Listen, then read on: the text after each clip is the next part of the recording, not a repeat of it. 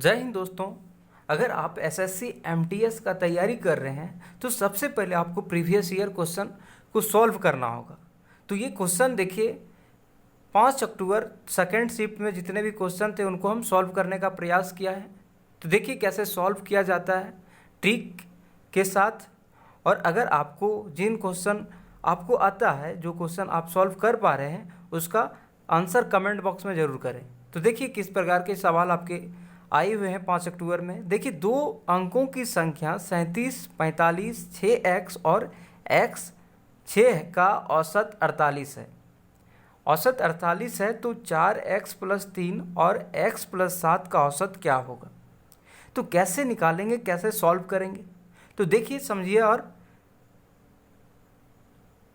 Solve कीजिए और answer लाइए। कैसे करेंगे कि 2 अंकों की संख्या है, ठीक है। तो 37, 45, 6x और x 6 है।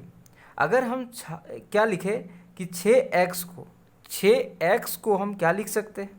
तो देखिए दिमाग में आपको आ रहा होगा कि ये कौन सा डिजिट है, वंस टेंस डिजिट है, यानी कि इकाई दिहाई है। और दिहाई अंक में 1 0 लगाया जाता है क्या नहीं। इसलिए हम देखिए 37, 45 और 60 क्यों लिखे, क्योंकि देखिए 60 है, 6x है, यानी कि इकाई दिहाई पर है। वंस टेंस डिजिट पे है ना, तो टेंस डिजिट पे रहता है तो 1 0 लगाते हैं, इसलिए हम 1 0 लगाते हैं, यानी कि 60 लिखे। उसके बाद x + x, यानी कि तोड़ के इसको लिखे। और क्या है, और क्या है देखते हैं। x 6 है, x 6 है तो x को हम लिख सकते हैं क्या। x को क्या लिखेंगे, यहाँ कुछ नहीं है मतलब x है, मतलब 1 है, कुछ नहीं है तो 1 है। तो x क्या है, x कौन से डिजिट पे है, तो इकाई दिहाई पर है। तो जब इसमें 1 0 लगा दिए तो इसमें लगाएंगे क्या नहीं, तो इसके आगे कुछ नहीं तो मतलब 1 है, 1 है क्या नहीं। तो 1 और 0 इसलिए लगाए क्योंकि इकाई दिहाई पर है, इसलिए 1 0 लगाए। उसके बाद 6 जोड़ना है, क्योंकि औसत निकालने बोल रहा है। तो औसत हम क्या करते हैं, सम करते हैं। ये सभी डिजिट को, सभी नंबर को हम जोड़ते हैं। जोड़ने के बाद देखिए उसके बाद क्या करना है, इस औसत यानी कि जितना भी नंबर रहेगा उसको जोड़ के, और जितना नंबर रहे यानी कि टोटल सम है ना, टोटल सम। बट और नीचे क्या करना है कि जितना नंबर रहे।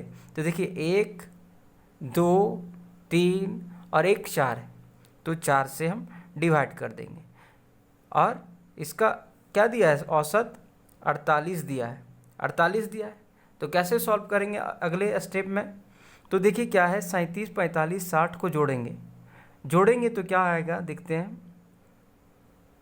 तो आता है 148 आता है। और देखिए अब x यहाँ है, और देखिए यहाँ भी 10x होगा। x होगा क्या नहीं, 10x, क्योंकि कुछ नहीं है तो 1 है, कुछ नहीं है तो 1 है, और 1 है तो दिहाई अंक पर है, टेंस डिजिट पे है, तो 1 यानी कि 1 और दिहाई अंक पर, इसलिए 0 लगा दिए तो 10x हो जाएगा। प्लस 6 लिखे तो देखिए 10x + x 11x हो जाएगा क्या, 11x हो जाएगा। 11x आएगा बराबर क्या आ जाएगा, 48। 48 × 4 कैसे लिखे 4, तो देखिए 4 यहाँ बट्टे में है, इधर आएगा तो गुना में आ जाएगा, यहाँ आएगा तो गुना में आ जाएगा। तो किए सॉल्व करने के बाद देखते हैं क्या आता है। सॉल्व करने के बाद क्या आएगा, 148 + 11x, इसको गुना करेंगे तो 192 आएगा। उसके बाद क्या करना है, देखिए यहाँ प्लस में है, ये प्लस में है, इधर आएगा तो माइनस में आ जाएगा क्या नहीं। तो देखिए 11x = 192 माइनस 148 आएगा, यानी कि 11x = 44 हो जाएगा। होगा क्या नहीं, देखिए घटा के 44 आता है, तो x बराबर क्या आ जाएगा, 4 आ जाएगा। तो x बराबर 4 आता है, तो देखिए क्या हमें निकालने बोल रहा है कि 4x + 3 और x + 7 का औसत क्या होगा। तो देखते हैं क्या निकालेंगे। 4 है, जहाँ x है वहाँ पुट कीजिए 4, तो 4 × 4, क्योंकि 4x है इसलिए 4x है तो 4 कर दिए, +3 किए तो क्या आएगा, और दिया है कि, और क्या दिया है, x प्लस 7, तो 4 प्लस 7, क्योंकि x है और यहाँ 7 है, इसलिए x 4 प्लस 7 की है। तो 4 चौक 16 और 3 19 हो जाएगा, 19 हो जाएगा। और यहाँ क्या आ जाएगा, 7 3 10 11 हो जाएगा, 11 हो जाएगा क्या नहीं। हमें औसत पूछा है तो क्या करेंगे, टोटल नंबर सम कर देना है। तो कितना 1 2 है, यानी कि 19 प्लस 11 बटे क्या करेंगे, जितना नंबर रहेगा तो 1 और 1 2 से डिवाइड कर देंगे। तो जोड़ने के बाद क्या आएगा, 11 9 30 डिवाइड 2 तो हो जाएगा 30 15 आंसर हो जाएगा, 15 आपका आंसर हो जाएगा। समझ में आया। अगले सवाल की ओर बढ़ते हैं। सवाल देखिए किस प्रकार आते हैं आपके एग्जाम में। ए और बी की गति का अनुपात 2:5 है। एक निश्चित दूरी को तय करने के लिए यदि ए बी से, देखिए ये जो है सो बी से 15 मिनट अधिक लेता है। कौन, ये लेता है, किससे, बी से लेता है। तो बी समान दूरी को तय करने में कितना समय लगेगा। तो कैसे निकालेंगे देखते हैं। ए और बी की गति, यानी कि कोई ए है और ये है आपका बी हो गया, उसका अनुपात क्या है 2 और 5, किसका, गति का, यानी कि स्पीड का। स्पीड का रेशियो क्या है 2:5, 2:5 है। तो टाइम क्या होता है, टाइम देखिए इसका उल्टा हो जाता है। टाइम जो होता है सो उल्टा होता है, टाइम और स्पीड एक दूसरे का उल्टा होता है। जैसे कि स्पीड है 2 का स्पीड है तो टाइम ज़्यादा लगेगा, यहाँ 5 का स्पीड है तो टाइम कम लगेगा। तो क्या करना है, उसको उल्टा देना है, 5 और 2 कर देना है। क्यों करना है, क्योंकि एक दूसरे का उल्टा रहता है। यानी कि 2 का स्पीड चलेगा तो 5 मिनट में पहुँचेगा, और अगर 5 का स्पीड चलेगा तो 2 मिनट में पहुँचेगा। समझ में आया क्या। अगर कोई व्यक्ति है 2 का स्पीड से चल रहा है, बाइक से जा रहा है और 2 का स्पीड है और ये 5 मिनट में जा रहा है, जहाँ भी जाना है एक निश्चित दूरी पर 5 मिनट में पहुँच जाता है, लेकिन बी जो है सो 5 का स्पीड चल रहा है तो 2 मिनट में पहुँच जाता है। इसलिए हम दोनों को उल्टा दिए।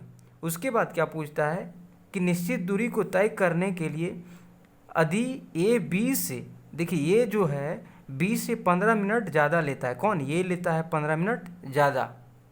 तो सबसे पहले देख लेते हैं कि अंतर क्या है, ये दोनों का अंतर क्या है देखते हैं। तो 5 और 2 का अंतर 3 आएगा, 3 आता है क्या, 3 का अंतर आता है। और देखिए आपका क्वेश्चन में दिया हुआ है, क्वेश्चन में दिया है 15 का अंतर आता है, यानी कि ये ज़्यादा लेता है। ये जो है 15 मिनट ज़्यादा लेता है किससे, बी से। लेकिन यहाँ कितना है 5 और ये 2 है, यानी कि यहाँ 3 ज़्यादा ले रहा है, लेकिन क्वेश्चन में 15 दिया है। तो कैसे सॉल्व करेंगे, तो देखिए 1 बराबर क्या हो जाएगा, 1 बराबर क्या होगा 5 हो जाएगा, यानी कि 1 का स्पीड 1 बराबर 5 है। तो देख लेते हैं कि इसका क्या होगा। तो 1 बराबर 5, तो 5 बराबर 25 हो जाएगा क्या, और इसका क्या हो जाएगा 1 बराबर 5 तो 2 बराबर 10। हमें क्या पूछा है मिनट में कि अधिक लेता है, तो बी का समान दूरी को तय करने में कितना समय लगेगा। तो ये बी है तो इसको 10 मिनट लगेगा। यही आपका आंसर हो गया। अगला सवाल आपके सामने है, देखते हैं क्या है कि ए किसी कार्य को 30 दिनों में कर सकता है। बी जो है सो ए से 25% अधिक कुशल है, यानी कि ज़्यादा काम कर सकता है किससे, ये से। सी बी से 20% अधिक कुशल है, यानी कि सी जो है सो बी से अधिक कितना कर सकता है, 20% अधिक कर सकता है। तो ये और बी एक साथ 10 दिनों तक कार्य करते हैं। अकेले सी शेष कार्य को x दिनों में पूरा करता है। तो बताइए x का मान क्या होगा, या फिर कितने दिनों में करेगा, यही बता रहा है x। तो कैसे निकालेंगे, तो देख लेते हैं कि कोई आदमी है, ये जो है सो ये बी है और ये सी है, ठीक है। ये आदमी ये है, ये बी है और ये सी। क्या बोलता है कि ये किसी कार्य को 30 दिनों में पूरा करता है। देखिए 30 दिनों में पूरा करेगा, लेकिन बी का नहीं दिया कि कितना दिन में पूरा करेगा, सी भी नहीं दिया है, लेकिन क्या दिया है, यानी कि क्षमता बताया है कि इतना कर सकता है। तो उससे हम निकाल सकते हैं। कैसे निकालेंगे, देखिए क्षमता दिया है, एफिशिएंसी दिया है ना, क्षमता दिया है।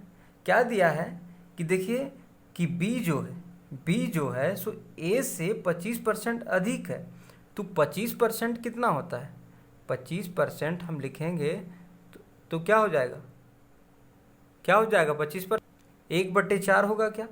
25% बराबर 25% बराबर 1/4 होता है, ठीक है, 1/4 होता है, यानी कि अधिक है, यानी कि 4 अगर ये है, ये 4 है तो 1 अधिक है। ये कैसे होता है? ये परसेंटेज के चैप्टर में हमने बताया है। तो 1 अधिक है यानी कि 5 हो जाएगा, क्योंकि दिया हुआ है कि बी जो है सो ये से 25% अधिक है। अगर ये जो है सो 4 है तो बी 5 हो जाएगा। अगले देखिए क्या है कि सी बी से 20% अधिक है, तो सी जो है सो बी से 20% अधिक है। तो बताइए 5 का 20% क्या होगा? 5 का 20% क्या होगा? क्यों निकाले 5 का 20%? क्योंकि देख रहे हैं कि इसका क्षमता जो बी का एक्चुअल क्षमता है वो 5 है, और सी का दिया है कि सी जो है सो बी से यानी कि बी 5 है, इससे 20% अधिक काम कर सकता है। तो 5 का 20% निकालेंगे तो 1 हो जाएगा क्या? 1 हो जाएगा, यानी अगर बी 5 है तो सी क्या हो जाएगा? 6 हो जाएगा। क्यों होगा? क्योंकि 5 का 20% 1 होता है, तो 6 हो जाएगा। यानी कि टोटल काम कितना है ये पता कर सकते हैं किससे? देखिए 30 दिन में काम करता है और ये 4 एक दिन में क्षमता है इसका 4 कर सकता है, तो 4 तिये 12, यानी कि टोटल जो काम है वो 120 यूनिट है। टोटली जो वर्क है वो 120 यूनिट है, जिसमें से बी 5 यूनिट काम करता है, ये 4 यूनिट एक दिन में करता है और ये 6 यूनिट एक दिन में काम करता है। समझे क्या? उसके बाद क्या करना है, क्या बोल रहा है कि ये और बी एक साथ काम करता है 10 दिनों तक।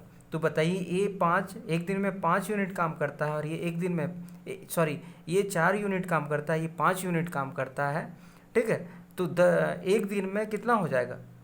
एक दिन में ये प्लस बी बराबर 4 + 5 कैसे किए? क्योंकि इसका 4 इसका 5 बराबर 9 हो जाएगा। एक दिन में 9 यूनिट काम करता है, तो 10 दिन में कितना हो जाएगा? तो 90 हो जाएगा क्या? 90 यूनिट काम कर लेगा, यानी कि टोटल काम 120 है। 120 में अगर हम 120 यूनिट काम है, उसमें से 90 कितना, दोनों मिल के 8 दिन में कंप्लीट कर लेता है, 9 दिन में। तो 9 दिन में कंप्लीट कर लेता है, यानी कि कितना बच जाता है? तो कितना बच जाएगा? 3, यानी कि 30 काम बच जाएगा। 30 काम बच जाएगा।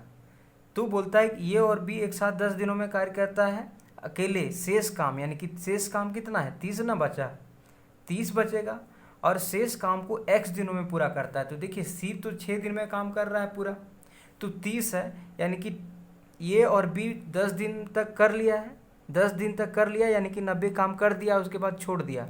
छोड़ने के बाद बोल रहा है क्वेश्चन कि अकेला सी जो है सो शेष जितना बच गया, तो 30 काम बचा है, 30 यूनिट काम बचा है, वो पूरा कितना हम करेगा? तो जब एक दिन में 6 यूनिट काम करता है, टोटल 30 यूनिट काम है, तो डिवाइड कर देंगे, तो 6 × 5 = 30, यानी कि 30 आंसर हो जाएगा। आंसर क्या हो जाएगा? 5 होगा आपका आंसर। सवाल देखिए क्या है कि 13 सेंटीमीटर ऊंचाई वाले एक ठोस लंबवृत्त बेलन का कुल पृष्ठीय क्षेत्रफल 880 सेंटीमीटर स्क्वायर है ना, है, तो इसका आयतन 11 के है। तो के का मान आपको निकालना है, तो कैसे सॉल्व करेंगे? तो सबसे पहले आपको लंबवत वृत्त का बेलन का जो है सो पृष्ठीय क्षेत्रफल, यानी कि बेलन का कुल जो पृष्ठीय क्षेत्रफल होता है उसका फार्मूला आपको याद रखना होगा। तो उसका फार्मूला क्या होता है देखते हैं। उसका जो फार्मूला होता है किसका? बेलन का कुल पृष्ठीय क्षेत्रफल का जो फार्मूला होता है क्या होता है? 2 होता है 2πr, फिर ब्रैकेट में r और h। देखिए ये आपका फार्मूला होता है किसका? कुल पृष्ठीय क्षेत्रफल का। तो देखते हैं क्या क्या दिया हुआ है। ऊंचाई देखिए आपके क्वेश्चन में दिया हुआ है 13 सेंटीमीटर ऊंचाई वाले, तो h बराबर 13 हो जाएगा। तो सॉल्व करने का हम प्रयास करते हैं, यानी कि कुल पृष्ठीय क्षेत्रफल आपको दिया हुआ है, तो फार्मूला ये होता है इसका 880 हो जाएगा। उसके बाद देखिए पाई का वैल्यू क्या होगा? 22/7, यानी कि 2 × 22/7। आर आपको निकालना है, इसलिए नहीं जान रहे आपको, आर निकालने के लिए बोल रहा है। तो आर आपको दिया नहीं है क्वेश्चन में, तो आप कैसे निकाल जाएंगे? तो आर प्लस आपका क्या हो जाएगा? 13 आ जाएगा। 13 आ जाएगा। एच 13 है, उसको हम 880 लिख पाएंगे। देखिए 880 लिखेंगे, उसके बाद क्या करना है? सॉल्व कीजिए। 22 दूना 44, 44/7 गुने आर प्लस 13 इक्वल टू 880 हो जाएगा क्या? इसको सॉल्व किए तो अब देखिए कि 44 है, 44 को हम काट सकते हैं क्या? क्योंकि बराबर में है, बराबर में है तो इधर से इधर काट सकते हैं। तो कैसे काटेंगे? तो देखते हैं क्या होता है। 44 के 44, 44 दूना 88 और एक 0, यानी कि 44 भी से एक 880 हो जाएगा, 880 हो जाएगा। तो क्या होगा उसके बाद क्या करना है? अब अगर ये नीचे है, ये आपका डिवाइड में है तो इधर जाएगा तो क्या हो जाएगा? मल्टीप्लाई में कन्वर्ट हो जाएगा। तो निकालते हैं आर प्लस 13 यानी कि 20 गुने 7 हो जाएगा। कैसे किए 7? क्योंकि यहाँ डिवाइड था इसलिए 7 कर दी। उसके बाद क्या करना है आपको? क्या करना है? इसको सॉल्व करेंगे तो आर प्लस 13 बराबर 7 दूना 14, 140 हो जाएगा, 140 हो जाएगा।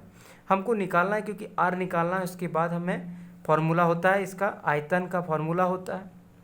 तो आर क्या होगा? तो अगर निकालेंगे आर स्क्वायर, इसको मल्टीप्लाई करें तो प्लस 13R बराबर 140। अगर हम इसको क्या करते हैं? सॉल्व करते हैं, 3R माइनस 140 इक्वल टू 0। देखिए इसको अब इक्वेशन, ये इस प्रकार के सवाल को आपने सॉल्व किया है पिछले अपने क्लास में सॉल्व किया है।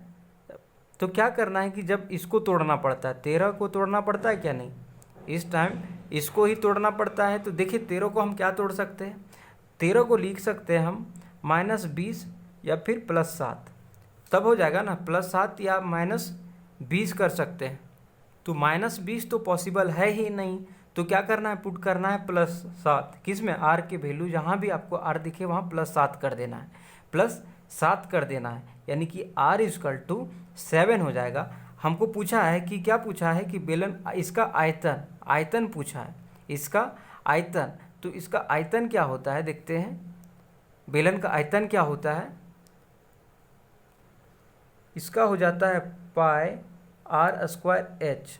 तो 22 पाई का क्या होता है? 22/7 और r², r तो 7 है तो r का स्क्वायर क्या हो जाएगा? 7 7 49 हो जाएगा, गुने 13 हो जाएगा, 13 हो जाएगा। उसके बाद आपको सॉल्व करना होगा। और क्या दिया है कि इसका आयतन 11K है, तो इसका बराबर 11K हो जाएगा क्या? 11K लिख पाएंगे। इसका आयतन बराबर 11K। तो सॉल्व करते हैं, देखते क्या क्या आता है। तो क्या आएगा? 22/7 गुने 49 गुने 13 इक्वल टू 11K। क्यों आया? क्योंकि दिया हुआ है 11K, और इसका आयतन का फॉर्मूला ये होता है, उसमें हमने पुट किया है। तो देखिए क्या क्या 11 है, तो 11 के 11, 11 दूना 22 हो जाएगा, 22 हो जाएगा। और क्या हो जाएगा देखते हैं, 2 गुने 49 गुने 13। देखिए यहाँ भागा में है 7, तो इधर जाएगा तो गुना में हो जाएगा क्या? तो यानी कि 7 हो जाएगा। के यहाँ बचा और ये गुना में हो जाएगा 7। तो 7 के 7, 7 7 49, यानी कि 7 दूना 14 और गुने 13 इक्वल टू के हो जाएगा। और के हो जाएगा तो के इक्वल टू 14 × 13 करेंगे तो 182 आता है आपका आंसर जो हो जाएगा। यही आपका आंसर हो जाएगा। सवाल देखिए है कि एक व्यक्ति अपनी आय का 25% बचाता है। यदि उसकी आय में 20% की वृद्धि होती है और व्यय यानी कि खर्च में 5% की कमी होती है, तो उसकी बचत में x% की वृद्धि हो जाती है। तो x का मान निकालना है, यानी कि x बराबर क्या हो जाएगा। तो देखिए क्वेश्चन क्या कह रहा है कि कोई भी व्यक्ति है, उसका क्या है? आय यानी कि इनकम में 25% बढ़ा, किसी का जो इनकम है उसमें 25% बचाता है। ठीक है, कोई भी इनकम है, मान लीजिए कुछ इनकम है, उसमें से 25% बचा लेता है। यदि उसकी आय यानी कि उसका जो इनकम है अब जो पहले था उससे 20% बढ़ जाता है और खर्च भी 5% कम करने लगता है, तो बताइए कि बचत कितना कर रहा है। तो कैसे निकालेंगे देखते हैं। शॉर्ट ट्रिक है, एकदम शॉर्ट ट्रिक है। क्या है कि देखिए सेविंग यानी कि बचा, कितना बचाता है, खर्च, इसको एक्सपेंडिचर कहते हैं, और इनकम, इनकम क्योंकि इससे आपको समझ में आ जाएगा। क्या बोलता है कि एक व्यक्ति अपनी आय का 25% बचाता है यानी कि सेविंग करता है। तो बताइए, मान लेते हैं कि इसका 100 रुपये इनकम था। जब एक व्यक्ति का 100 रुपये इनकम था जिसमें से 25% बचाता है यानी कि 25 रुपया बचा लेता था, 100 का 25% 25 हो जाएगा, यानी कि 100 रुपये कमाता था, 25 रुपये वो बचा लेता था। तो खर्च कितना करता था, तो कितना कर जाएगा, सॉरी 28% था, क्वेश्चन में आपका 28% है। तो 28% ये है, 28% बचा रहा है यानी कि 100 रुपया इनकम था, उसमें से 28 रुपया बचा रहा है, तो 72 रुपया खर्चा कर रहा है। कैसे किए 72 रुपये, क्योंकि एक्सपेंडिचर बराबर होता है इनकम, यानी कि कितना खर्च करेंगे कैसे जानेंगे, तो जितना कमाएंगे और जितना बचाएंगे उसको घटा देंगे तो क्या होगा, जितना खर्च किए वो निकल जाएगा। अब देखिए अगले सवाल, अगले पॉइंट में क्या है कि यदि उसकी आय में 20% की वृद्धि होती है, तो आय ये है यानी कि 20% वृद्धि हो जाता है, यानी कि 20% बढ़ गया, यानी कि जो पहले 100% था अब 120 हो जाएगा। तो यानी 20% बढ़ा, 20% वृद्धि होती है हर वह, यानी कि खर्च में, यानी कि एक्सपेंडिचर में, खर्च में 5% की कमी हो जाती है। तो 72 का 5% निकालिए, तो 72 का 5% निकालेंगे तो 3.6 यानी कि 3.6 हो जाएगा। क्यों होगा, क्योंकि पहले 72 रुपया खर्च करता था, अब उसमें से 3.6 कम करने लगा और यहाँ बढ़ गया, यानी कि इनकमों बढ़ गया, यानी कंजूस भी बन गया है। कितना, यानी कि कितना कमी कर रहा है, 3.6 का कमी हो रहा है, ठीक है, खर्च में। तो बताइए कि कितना आपका सेविंग होगा। तो वास्तव में जब इनकम बढ़ रहा है और खर्च जो था वो भी कम हो रहा है, इनकम बढ़ रहा है और खर्च घट रहा है, तो सेविंग यानी कि ज़्यादा होगा ही होगा। यानी कि 20% बचाया, बढ़ा 20 रुपया बढ़ा और 3.6 रुपया कम करने लगा खर्च। तो अगर ये दोनों को जोड़ेंगे तो क्या हो जाएगा, 23.6 हो जाएगा। क्या 23.6 क्या कर रहा है, ये बचा रहा है, क्योंकि इसमें से 20%, देखिए 20% बढ़ा, 20% बढ़ा और इसमें जो 72 रुपये जो खर्च करता था, अब क्या किया कि 3.6 बचाता है, कमी कर दिया, यानी कि इतना बचा रहा है। तो यहाँ 20 तो बचबे करेगा और यहाँ 3.6 बच जाएगा, यानी कि 23.6 बचेगा। किस पे, तो 28 पे। जो पहले 28 रुपया बचाता था, अब वो 23.6 और 28 पे बचा रहा है 23.6 रुपये। हमें परसेंट में पूछा है इसलिए 100 से गुना कर देंगे। 100 से गुना करने के बाद देखिए सॉल्व कीजिएगा तो 590/7 आ जाएगा। 590/7 इसको सॉल्व करेंगे, तो इसको सॉल्व कीजिएगा तो आपका आ जाएगा 84.28 आंसर हो जाएगा। इतना ये बचाता है। कब, जब 20 रुपये बढ़ जाता है और 3.6 रुपये कम करने लगता खर्च, तो 84.28 रुपये ये बचा लेता है। अगले सवाल आपके सामने दिख रहा है कि ए किसी वस्तु को 20% की हानि पर बी को बेचता है और बी उस वस्तु को 32% के लाभ पर सी को बेच देता है। सी इस वस्तु को 20% की हानि पर डी को बेचता है। यदि ए की हानि सी की हानि से 35 रुपये कम है तो बी वस्तु को कितने में खरीदा होगा, बताइए। तो बताइए कैसे सॉल्व करेंगे। तो मान लेते हैं कि कोई व्यक्ति है, जो ये है, ये बी है, ये सी है और ये डी है, ठीक है। ये जो है सो 20% की हानि पर, मान लेते हैं कि 100 है, 100 रुपये किसी वस्तु का दाम है, उसे 20% हानि पर बेच देता है, यानी कि 80 रुपये में बेच देगा। 20% का हानि जब हो रहा है तो 80 रुपये में बेच देगा। और क्या बोलता है कि बी उस वस्तु को 32% के लाभ पर, किस वस्तु को, तो 80% में ये खरीदा 80% में, 80 रुपये में, और ये 32% के लाभ पर बेच देगा किसको, सी को। तो 80 का 32% लिखें या 132 लिखेंगे तो डायरेक्ट निकल जाएगा क्या, क्योंकि एक 80 का 32% जो निकलेगा उसके बाद इसमें जोड़ देंगे, उससे बढ़िया है कि डायरेक्ट कीजिए। तो सॉल्व कीजिएगा, 1 0 1 0, 4 दूने 8, 5 दूना 10, सॉल्व करने पे आता है 105.6, ये आपका आता है। तो क्या करेंगे, ये 105.6 में, यानी कि 80 जो बी जो है सो 20% के लाभ पर सी को बेचा, तो कितना 105.6 रुपये में बेच दिया, और लिया कितना था, ये 80 रुपये में लिया था। अब क्या किया, सी भी सोचा रुको बताते हैं, तो सी को बेचा, सी उस वस्तु को 20% की हानि पर बेच दिया, ये बेच नहीं पाया, क्या कर दिया, जितना में लिया था उससे 20% हानि पर बेच दिया।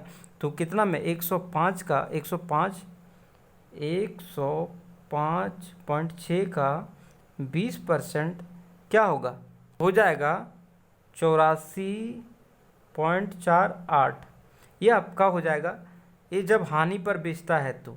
अब क्वेश्चन पूछा है, देखिए क्या बोल रहा है कि यदि ए की हानि, यानी कि इसका हानि, ए की हानि सी की हानि से 35 रुपये कम है, तो यानी कि इसका हानि, ये बेचारा 100 रुपये का वस्तु 80 रुपया में बेच दिया, और क्या बोल, और ये क्या किया, 105 रुपया में लिया था, 105.6 रुपये में लिया था, 84 रुपये में बेच दिया। तो ये का जो हानि है और सी का हानि का अंतर बता रहा है, सी की हानि से 35 रुपया कम है, किसका, ए की हानि। तो देखते हैं कितना हानि है इन लोग का। तो देखिए यहाँ रियल में क्या है, से 20 की हानि हो रहा है, 20 रुपये का हानि हो रहा है, और इसमें यानी कि 105.6 रुपये में लिया था और 84.8448 रुपये में बेच दिया, तो क्या हो जाएगा, 21.12 हो जाएगा, घटाएंगे तो इतना आएगा। अब क्या बोलता है, ए की हानि सी की हानि से, ए का हानि देखिए 20 है और सी की हानि 21.12 है, तो सी की हानि से 35 रुपये कम है, कौन, ए की हानि। तो निकालेंगे, तो हम पहले जान लेते हैं कि इसका और इसका कितना हानि हो रहा है। तो इसका 20 का और 121.12 का, तो 1.12 का हानि हो रहा है ज़्यादा, किसका, सी का हो रहा है क्या ना, उसका दिया है कितना, 35 रुपये कम है, तो 35 कर देंगे, समझे कैसे किए, क्योंकि ये दोनों का हानि 112 है और क्वेश्चन में दिया है कि 35 कम है, ठीक है। तो सॉल्व करेंगे तो 1 0, इधर पॉइंट हटाएंगे तो यहाँ 00 होगा क्या, क्यों होगा, क्योंकि 1 2 के बाद एक पॉइंट है, इसलिए 00 कर दिए। तो 1 1 2 को 3500 कर देंगे, तो काटेंगे जब, तो 7 7 5 35, यानी कि 500 हो जाएगा, और इधर 7 से 7 1 7 7 1 7 6, यानी कि 16 कट जाएगा। अब क्या करना है, सॉल्व करेंगे जब, 4 चौके 16, 125 करेंगे। अब देखिए क्या आता है, इतना सॉल्व करने के बाद देखिए क्या आता है कि 4 यूनिट बराबर 125 है, 4 बराबर 125 है, तो 1 बराबर क्या होगा, 1 बराबर क्या होगा, तो 1 बराबर लिख सकते हैं क्या, 100, ये 25 है 25, तो 125 डिवाइड बाय 4, तो क्या आएगा आपका 31.25, सॉल्व कीजिए, काट दीजिएगा ना, तो 31 पॉइंट इतना आता है, 31.25 आता है, यानी कि 1 यूनिट बराबर 31.25। तो लिखा है कि तो बी वस्तु को कितने में खरीदेगा, तो बी देखिए कितना में खरीदा है, 80 रुपये में, तो 80 बराबर क्या हो जाएगा, तो 80 गुने 31.25 हो जाएगा, ये 2 पॉइंट इतना हो जाएगा। होने के बाद देखिए क्या होगा, इसको जब सॉल्व कीजिएगा ना, तो सॉल्व करने के बाद आता है 2500, आपका आंसर हो जाएगा, यही आपका आंसर होगा। देखिए सवाल क्या है कि ए और बी की मासिक आय का अनुपात 2:3 है, और उनकी बचत का अनुपात जो है 3:4 है। तो यदि ए की आय बी की बचत के बराबर है, यानी कि ए का जो इतना इनकम है ना और बी का जितना बचत है उसके बराबर है, तो ए और बी के खर्च का अनुपात क्या होगा। तो देखते कैसे निकालेंगे। देखिए सबसे पहले आपको क्या करना है, ये लिखना है, कोई व्यक्ति है और ये बी है, ये दोनों का जो अनुपात है सो क्या है देखते हैं, 2:3 है, 2:3 है। और इसका जो है सो 3 अनुपात क्या है, 4 है। ये आपका इनकम यानी कि जितना कमा रहा है, और ये आपका सेविंग हो गया, कौन, नीचे वाला, ये सेविंग है और ये इनकम है, यानी कि 2 रुपये कमा रहा है जिसमें से 3 रुपये खर्च कर दे रहा है, मतलब बचा रहा है। नहीं, यहाँ है ना, क्या है, 2:3 है और 3:4 है। ये क्वेश्चन देखिए क्या है कि ए की आय, यानी कि ए की आय 2 है और बी की बचत, तो बचत ये 4 है, ये बचत 4 है, बराबर है। लेकिन क्या वास्तव में बराबर है क्या, ये 2 है ये 4 है, यानी कि 2 गुना ये ज़्यादा है। इसलिए हम अगर इसमें 2 से गुना कर देंगे, सर 1 से गुना करेंगे तो क्या होगा, तब बराबर आएगा, क्योंकि पूछा है कि इसका जो इनकम है और इसका जो बचत है वो दोनों बराबर है। इसलिए अब 4 हो जाएगा और 6 हो जाएगा, 3 हो जाएगा और ये 4 हो जाएगा। अब देखिए बराबर है, अब ये बराबर है, अब बोलता है बराबर है, तो ये और बी का खर्च का अनुपात क्या होगा, ये और बी के खर्च का अनुपात क्या होगा। तो देखिए यहाँ क्या होगा क्या देखते हैं, अनुपात यहाँ क्या हो जाएगा, 6 में 4 चल जाएगा तो 2 बचेगा, और यहाँ 4 में 1 चला जाएगा तो 1 बचेगा, यानी कि 1:2 आपका खर्च का अनुपात यही होगा, 1:2, यही आपका आंसर हो जाएगा। सवाल देखिए कि दिए गए आंकड़ों की माध्यिका और बहुलक का मध्य ज्ञात करें। तो बहुलक कैसे ज्ञात करते हैं, देखिए सब बहुलक यानी कि जो भी बार बार रिपीट हो, यानी कि जो भी नंबर हो वो बार बार रिपीट हो, जितना सबसे ज़्यादा अधिक बार रिपीट हो उसी को बहुलक कहेंगे। तो इसमें क्या होगा देखते हैं, 1 2 3, यानी कि 19 3 बार आया, और कोई आ रहा है क्या 3 बार, यानी कि 19 बहुलक हो जाएगा। लेकिन माध्यिका कैसे निकालेंगे, तो माध्यिका निकालने के लिए क्या होता है, इसका फार्मूला होता है कि अगर n मतलब कि जितना नंबर है, कितना है, 1 2 3 4 5 6 7 8 9 10 11 12 13 14, यानी कि n बराबर 14 है। यानी कि जब n माध्यिका में जब n जो होता है सम संख्या होता है, तो 14 तो सम संख्या है, तो उसके लिए क्या फार्मूला लगता है, उसके लिए लगता है कि n जो है nth है ना,